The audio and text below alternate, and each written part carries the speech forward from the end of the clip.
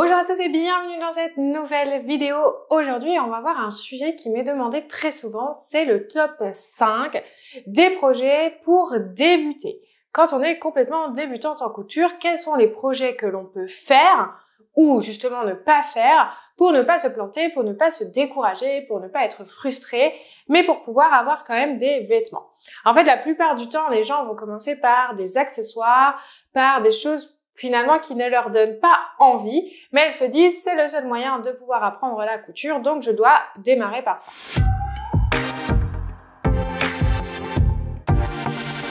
Alors dans cette vidéo, je vais vous rassurer tout de suite, non, vous n'êtes pas obligé de commencer par des accessoires comme des lingettes démaquillantes, des bavoirs, des trousses de toilette. Non, non, non, on ne fait pas ce genre de projet si vous n'en avez pas envie. Si ça vous plaît, tant mieux, commencez par ça parce que c'est très simple à réaliser, vous pouvez apprendre des techniques grâce à ça.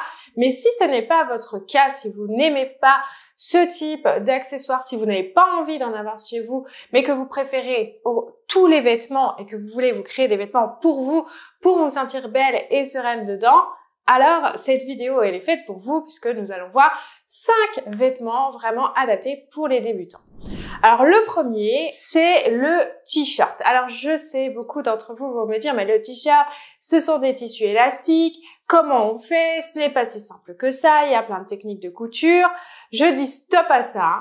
Parce que, en fait, si vous avez les bonnes instructions, si vous avez les bons conseils, le t-shirt, c'est vraiment la chose la plus simple à réaliser. Regardez le t-shirt à manches longues que j'ai sur moi, cette fameuse marinière. Elle est vraiment hyper simple. Elle n'a quasiment aucune technique de couture compliquée. Elle a juste des coutures sur le côté, des coutures sur le bras. La seule chose que vous allez apprendre, c'est faire des ourlets pour les t-shirts en bas des manches et en bas du t-shirt et sur le col. Voilà. Ce sont les seules choses. Moi, j'ai rajouté un petit détail ici, mais vous n'êtes même pas obligé de le faire. Une marinière, un t-shirt manche courte, c'est vraiment le premier projet que j'encourage à réaliser quand on est débutant. Ça va vraiment vous donner plein de perspectives de la couture qui vont vous encourager à aller plus loin. D'ailleurs, dans mon programme Créer vêtements, c'est le premier projet que je fais réaliser à mes clientes, les t-shirts et les débardeurs.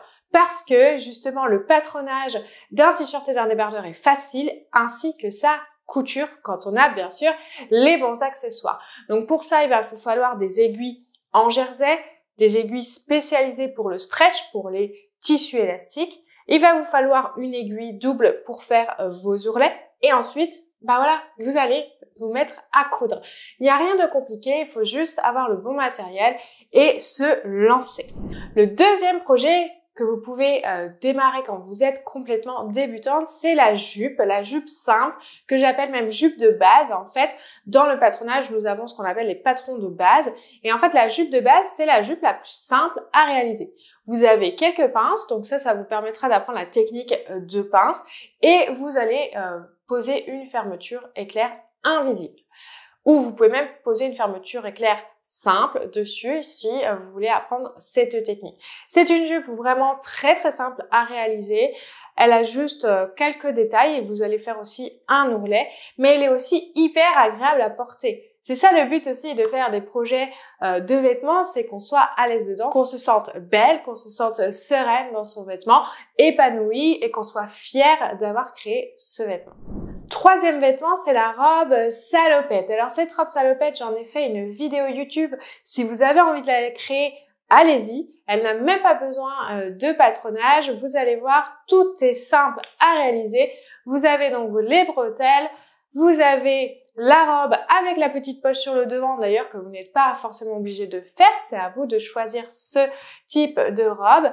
Cette robe salopette-là, je l'ai faite en velours. Elle est réalisable dans d'autres tissus qui ne sont pas élastiques, bien évidemment. Je précise ici que le choix du tissu en fonction du vêtement est important puisque vous ne pouvez pas échanger des tissus comme vous le souhaitez à votre bon vouloir sans connaître les caractéristiques d'un tissu. Alors cette salopette, vous pouvez y aller, vous pouvez la coudre même si vous êtes complètement débutante. Quatrième projet, la robe suédine. Alors c'est pareil, j'en ai fait une vidéo YouTube parce que je trouvais ça hyper intéressant, ce type de robe où il y a 4 pans et on peut en faire ce que l'on veut. Donc pour retrouver les vidéos YouTube, il suffit de cliquer juste en dessous dans la description de cette vidéo, vous retrouverez les liens. Et du coup, vous voyez, cette robe, elle est en suédine, c'est une matière un peu spécifique, mais vous pouvez la réaliser dans d'autres tissus évidemment qui ressemblent à la suédine. Et donc vous avez 4 pans, moi j'ai même fait des poches sur le devant et vous pouvez la personnaliser comme vous le souhaitez. J'ai fait ici un col en V, c'est une technique que vous pouvez apprendre avec cette robe, mais en soi, il n'y a que des coutures sur les côtés, sur les devants et un ourlet. Il n'y a quasiment aucune technique couture compliquée. D'ailleurs, je suis persuadée qu'il n'y en a pas des compliquées, des techniques de couture, qu'il suffit juste de les apprendre et on les apprend au fur et à mesure de ces projets. Et enfin, le dernier projet couture, c'est la jupe demi-cercle ou la jupe cercle, ou qu'on peut appeler patineuse. C'est une jupe avec beaucoup d'aisance, avec beaucoup de volume. C'est une jupe que j'adore porter et que vous pouvez personnaliser à votre bon vouloir. Alors j'ai fait une vidéo dessus sur la jupe demi-cercle, jupe portefeuille. C'est-à-dire que j'ai allié le portefeuille à la demi-cercle. Vous pouvez regarder cette vidéo pour apprendre à créer le patron d'une jupe demi-cercle. Ça vous amènera aussi à comprendre que le patronage, ça vous aidera aussi à créer des vêtements complètement sur mesure. Parce que c'est bien de créer des vêtements comme là que je viens de vous présenter dans le top 5 pour se sentir belle, mais il faut aussi qu'ils soient adaptés à votre taille. Avec cette jupe demi-cercle que je vous présente dans le patronage ici, vous allez avoir les bases du patronage et vous allez voir que ce n'est pas si compliqué que ça, qu'il suffit, comme la couture, d'avoir les bons conseils pour démarrer. D'ailleurs, si ça vous intéresse, eh bien, vous pouvez vous inscrire à ma masterclass gratuite qui aura lieu dans quelques jours. Au cours de cette masterclass, je vous apprendrai les 3 étapes pour, créer vos premiers patrons.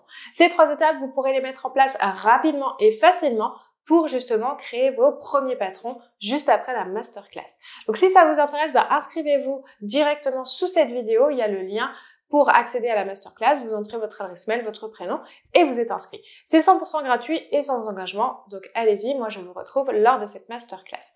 Donc justement, je disais que apprendre la couture et le patronage, il suffit d'avoir les bons conseils. Donc abonnez-vous à ma chaîne, je donne aussi plein de conseils pour démarrer sereinement.